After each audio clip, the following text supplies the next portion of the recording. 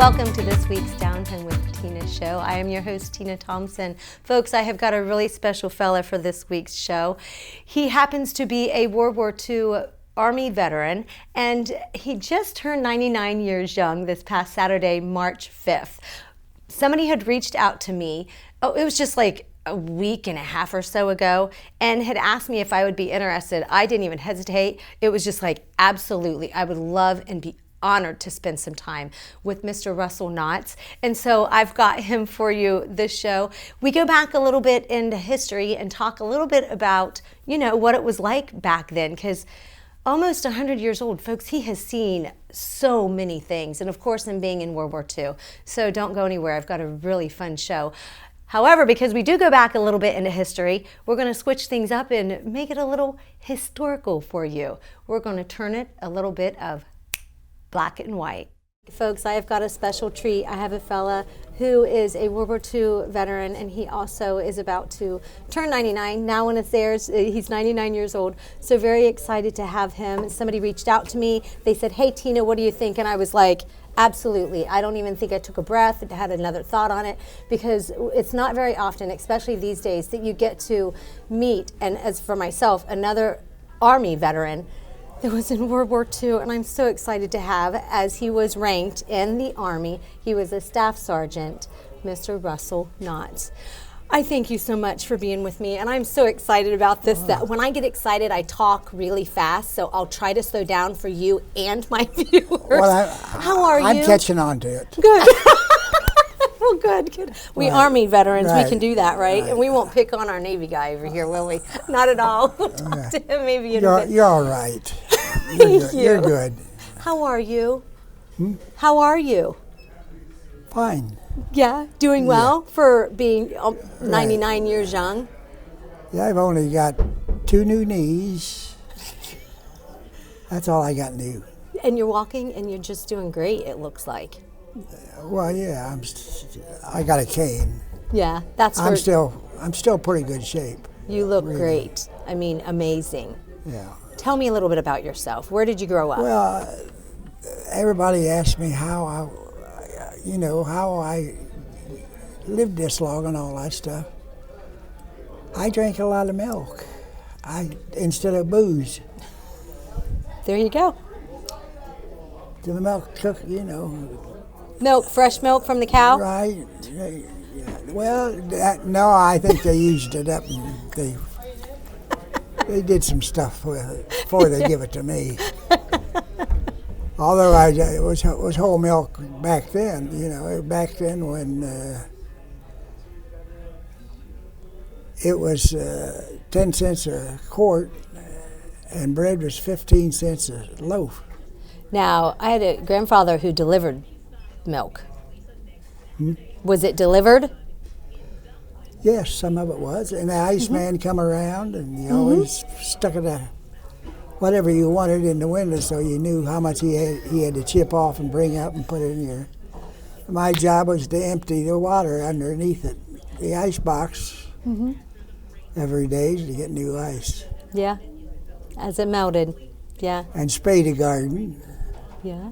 Did you have a lot of duties as a kid? Do you think that's what helped you to have the discipline? And I was raised with a ringer phone. There was, I think, 3 or 4 people on the same line with us. Party line? And my grandmother had the phone, so we had to go over there when we wanted to talk to somebody. Yeah. Why did you join? She had 2 stoves in her house. When she moved in off of the farm, she brought her a wood burner because she could heat water on the side. And she had a gas stove when she wanted to bake. She baked about 8 or 9 pies at a time. Do you have a favorite? Favorite what? Pie? Oh, yeah, I had a lot of favorites. Basically cherry and peach and things like that. Mixed them up. Yeah. And bread, she liked to bake bread. Yeah. You don't lose those things when you move in from the farm. You bring them with you. Absolutely. It keeps the farm in the Right. family. I mean, Part of it it. keeps you healthy. Absolutely. You don't get a bunch of add-ons and stuff like that like they do today to try to make it taste like it used to taste, and then all they have to do is just follow the way they did it before. I couldn't agree more. So why did you decide to join the Army? That was the thing to do at the time. I didn't have any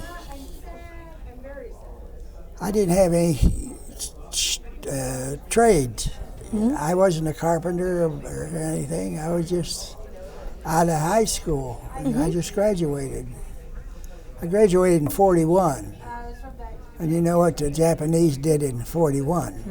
Well, right after I think it was on a Saturday, and Monday I was down at Wright-Patterson Field trying to join up I wanted to go in the Air Force.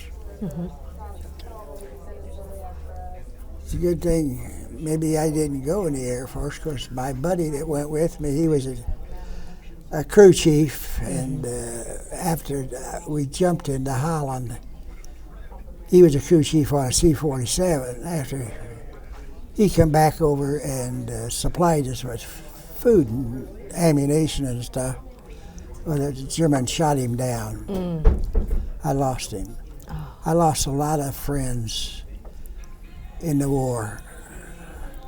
What can you tell folks and those soldiers who go through things now? What can you maybe share some advice for those soldiers who are going and seeing war these days? Any advice?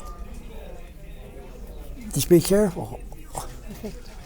Well, it's like everything else in life. You find out what not to do.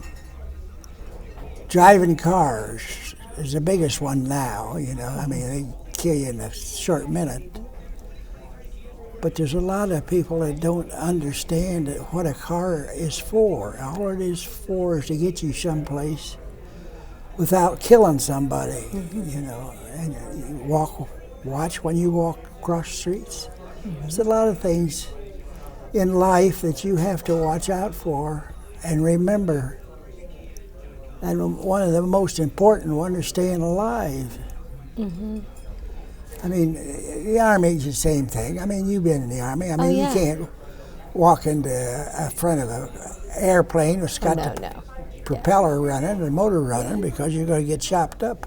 I think also we have taken so many things for granted this day and age, and that we don't. So a car is for doing and getting places, and they say it's kind of like it could be a weapon if you're not careful in the way that you use it, and hurt yourself and harm yourself as well. And so many things take for granted that if you don't watch it, I mean, it'll. Well, they say it'll grab you. Well, they do a lot of things. Yes. Hope you're enjoying the interview so far. Don't go anywhere. So much more amazing things that Mr. Russell Knotts has to share with us. We'll be right back.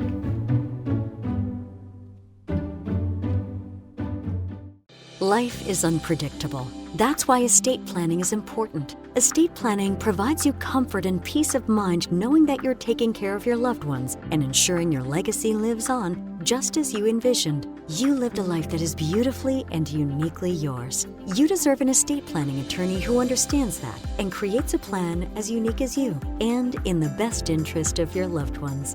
You deserve the local, trusted, experienced attorneys at Dagger Law. The Frankie Smith Funeral Home and Crematory in Lancaster and the Johnson Smith Funeral Home in Baltimore have a long and wonderful history of serving our community. Feel free to give us a call at 740-653-0652. Stop in and see us at either of our two locations, 405 North Columbus Street in Lancaster and 207 South Main Street in Baltimore. Respect for tradition, regard for change. Fairfield Federal. When it comes to our customers and our community, we go above and beyond to help. Our people make the difference. We were retiring from Tucson, Arizona, and we made a retirement trip out around Ohio, having decided that's where we wanted to be. And we came across this town called Lancaster, and we fell in love with the downtown area, where the fountain is, and the memorials, and the flags, and all this stuff. And I looked around and I said, there's our bank right there. There's something to be said about a community bank in your hometown. Right. If you live in the community, you should do business in the community as much as possible. So it makes sense to bank with the community bank where you live. Fairfield Federal is the bank to be at. If you live in this town, or any town actually, you want to bank at a local home bank. And the employees are happy here, they're conversant, customer service is through the roof. There's nothing more you could ask for. Personal or business banking, whatever you need, we take it seriously because we know you do. Stop by today at any of our 3 locations and see why the difference is clear. Fairfield Federal Savings and Loan specializes in banking that revolves around you. Member FDIC Equal Housing Lender.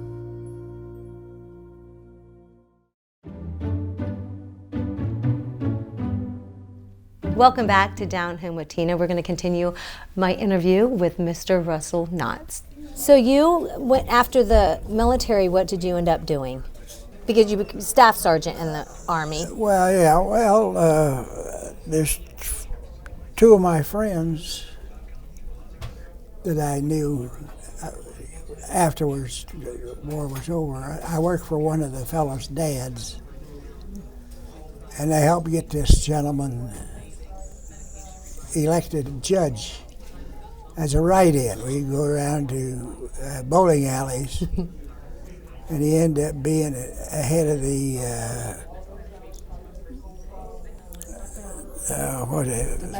domestic relations judge, Judge Hill, John Hill. And then there was another gentleman that worked with me in the factory. I worked for John's dad and helped him build a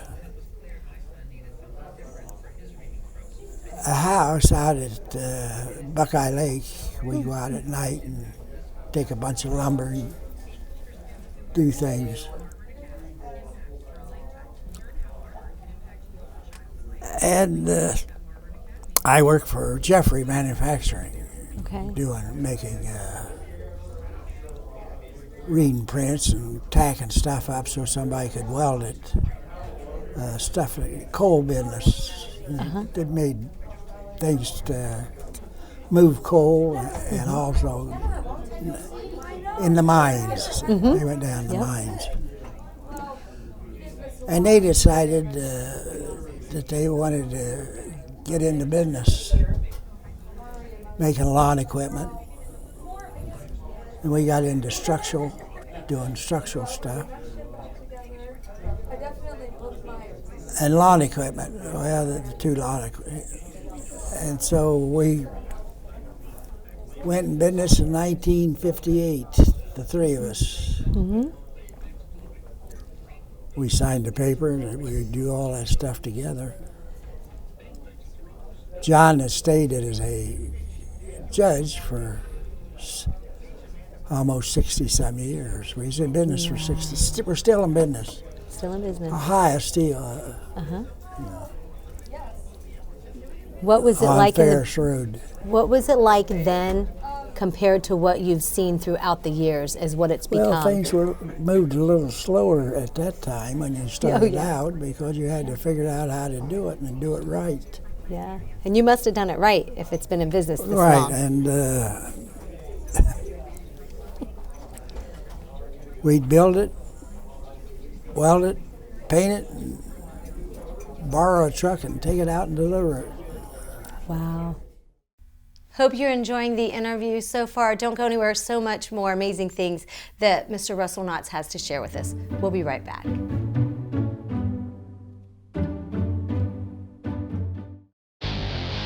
Hi again, everybody. Welcome to the high school football game of the week. I'm Jaron Stewart alongside Tim Shoemaker. Tonight, we've got a great one for you. The Blue Carroll Bulldogs. We had a great week of practice. Even in the rain and the weather, we had a great week of practice. Schneider, lots of running room to midfield. He's gone. Ryan Schneider down the near sideline for a touchdown for the Aces. We have a hold on the offense, number 20. That penalty will be declined. They'll bring up 4th down. We're going to give you this game ball here because you're a Tiberios fan of the game, and thanks for being here, Jacob. Thank you. The Polar Bears are your OAC tournament champions, first time since 2009. What an exciting finish for the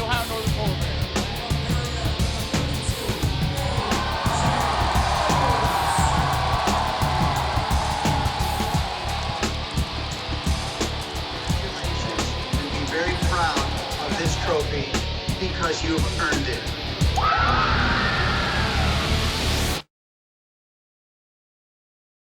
How prepared is your family if a tornado shows up at your doorstep, or a flood, or a hurricane? You can't just turn away a natural disaster. That's why it's important to go to ready.gov/plan now. It has the tools and tips you need to make an emergency plan with your family. So if disaster comes knocking, let's go. You'll be ready to help keep your family safe. It's just a pizza. Yes. Make a plan today.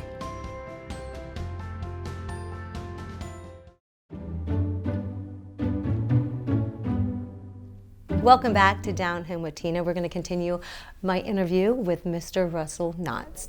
And I know that just speaking with your daughter Elaine about some things, some of the different places that you have put, and I want folks to realize that, yes, Ohio Steel Industries, but you have had such a big part in so many different places. Well, I know Honda Marysville, and my uncle. Now, if you ever go out on where the plant is up there, he and I built most of the buildings there. All but one building we didn't build, but we added a fourth bay to it. And it was 40 by about 300 by 40 foot high.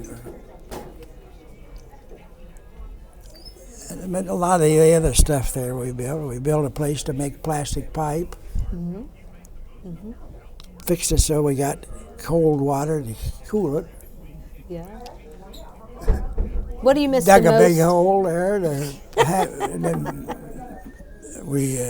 Do you have a favorite memory? We had to do the whole thing. Yeah. I mean, we didn't ask anybody else how to, You figured it to out. do this. No, we did it. Yeah. We found out how to do it. Nice. We found out a lot of things to do. That's right. That's what life is. We always had something to go on to build. When we run out one place, we go to another place, and then we picked the place up out on Route 16 for the structural. Which one of the three of you always had something in mind that you were going to do next? I call it forward thinking, because obviously that must have been what it was. There's always something, those wheels were always spinning, right? Well, I mean, we have little meetings, and talk about it. Well, what are we going to do? I think Bill had to get the building permits. We'd had building permits for all of it. Yeah. And John knew the people downtown, so he'd go get the money to build it. And sorry to say, I'm the only one left. What was your favorite thing, Mr. Knotts, about being in the industry and working with your fellow partners? Working with who? What people? With your partners, the partners. What was your favorite thing about working with them? Well, we all knew what we were there for. We didn't. There wasn't any bitterness or anything like that. Everybody knew what was going to happen. You communicated. You never. I spent 27 years in Florida in the wintertime. Because that was during the summertime was our busy time in the spring. Yep. That's when we made lawn equipment and stuff like that. And farm wagons. And that's when we made them and delivered them. Well, I couldn't be in the road of doing all that stuff there. I would,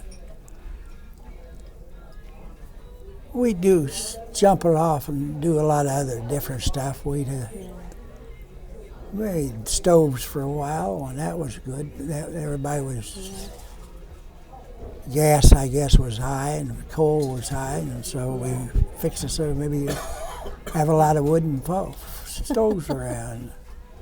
Yep. We had one when I was a kid. We bought a stove company up in Connecticut someplace, and I went over there and cleared it out with it. Did you do that often? And brought all the material they had and back and how they did it. And we set up a line and made stoves. Wonderful. Made some stoves that you put in the fireplace. Okay, yeah. Yep. So we've done a lot of different things. You had a lot of family. Structural. We've done a lot of structural. You had a family. Yeah. Yep. Yep. So raised a family. Favorite daughter. Of course, the only daughter. Well, my son's coming up tomorrow. Yeah. He went to that college in Springfield. Okay. Wittenberg. You have to tell them that you work with the guys. Huh? You're out there working with the guys. You would work with the guys alongside your guys? Yeah. Still attends. Well, I teach people how to weld. Teach them. Yeah. What was that like, standing beside the younger guys? Well, did they teach you a lot things? of them pick it up right away, and some of them take a while to do things. Yeah. It's everything has a way of doing it, you know. Mm-hmm. I mean, I always ask somebody, you know, if you tell me a different way, we'll do it your way. Well, did not. You know, so they got involved in it. You have to get people involved in things, or they're not going to be any good at it. Right. And then they have to, and you'll find that the good people always do a little something extra with their job, you know. And that's how you go up through this thing. That's how you progress. That's how you make more money. And that's how you knew which ones were going to progress. By watching them. Yeah. Mm-hmm. Absolutely. One gentleman told me we've been paying him too much money and he's had to pay too much taxes. You know, you come up with little things like that, a little stupid, you know. Who would say that, right? Yeah, I said, that's fine, I'll just cut your wages. I'll slow it down.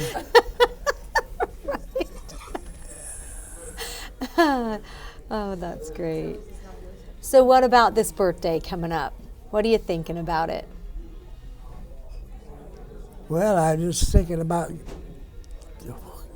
being 100. Working on 100 Well, next, I keep right? looking in the paper, you know, read the obituaries, how many people are. It seems a lot of people, men, die in their early 80s, and a lot of the women live at least 10 years longer, according to the paper. Yeah, yeah. Do you eat anything particular that keeps you going? Well, enjoy yourself. Enjoy Kryptonite. yourself. Do something you enjoy. I play golf. You do? I enjoyed it. I played basketball when I was in high school. I enjoyed it. First time I played golf was in the Army. I was on a duty Yeah. doing something. Well, it's different. It is. You have to. I like it. You Yeah. think about it. And you don't have a whole lot of control of the ball once you hit it. No, you don't. I mean, you think the harder you hit it, the farther it's going to go. Well, sometimes it does, but it doesn't go where you want it to go. Right. So you have to practice. That's about You like have to life. do a lot of practice. Like life, right? That's life. You have to practice being alive. That's right. Right. And trying to go in gotta- the right direction. Right. You find out stuff you eat, some of it won't agree with you. No, and it'll catch up on you. Right. You got Yep. Any advice? Everything takes time. Yes. if you're going to do it right. And you're taking your time and you're going to keep doing it right, aren't you? Everybody thinks the faster they go, the quicker they're going to get there. Well, that doesn't happen all the time. They don't get there, period. Because somebody else wants to be in their place too. Yep. Yep. Oh, you can live a long time, but you got to be careful. You got to take care of your body. When something happens, you know, a little something happens, you have to go to the doctor and find out. Here we go. Yeah. Just go and just do it. Right. Yeah. Find out. Yeah. Well, I still got cancer in me. Okay. And I found out I had, I can't remember it now. I got it.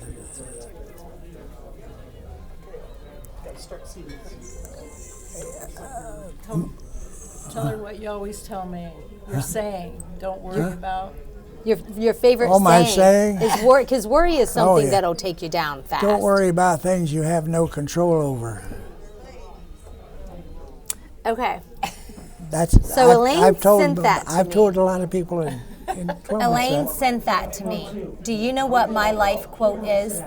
You have no control over the choices other people make, and you don't. Yeah. And when she said that, I was like, oh my goodness. Okay. I think I love Mr. Russ already. That's the only one I've had a but it's good true. Time remembering. I tell a lot of people that. It's when true. they look kind of distressed, you know. I say, don't worry about it. Yes. If you don't have any control over it, don't worry. Don't worry about it. That's right. Well, Mr. Knotts, let somebody else worry. That's their problem. That is exactly right. That is exactly right. It's theirs. It's theirs to worry about, not yours. I have a little gift for you. I hope you like it. You don't have to open it here. I give all my guests gifts. Always. And I know that they're getting ready to get busy here in the restaurant. Thank you so much for talking to me. Folks, it was such an honor, and we got to also, Josh and I, he got to hang out with us, spend some time with the family and have dinner afterwards with Mr. Russell Knotts. And I think that one of the biggest things that, if you didn't catch it, is his positive quote, and that was, be careful and don't worry about the things you can't control. And I will always remember that. I will always remember the time that I spent with him. We've got a special happy birthday wish coming to you from Talmadge Elementary, Mrs. Kress's first grade class. Happy birthday to you. Happy birthday to you. Happy birthday, Mr. Knox. Happy birthday to you. Thanks so much for watching. I'll be back next week. God bless and good day.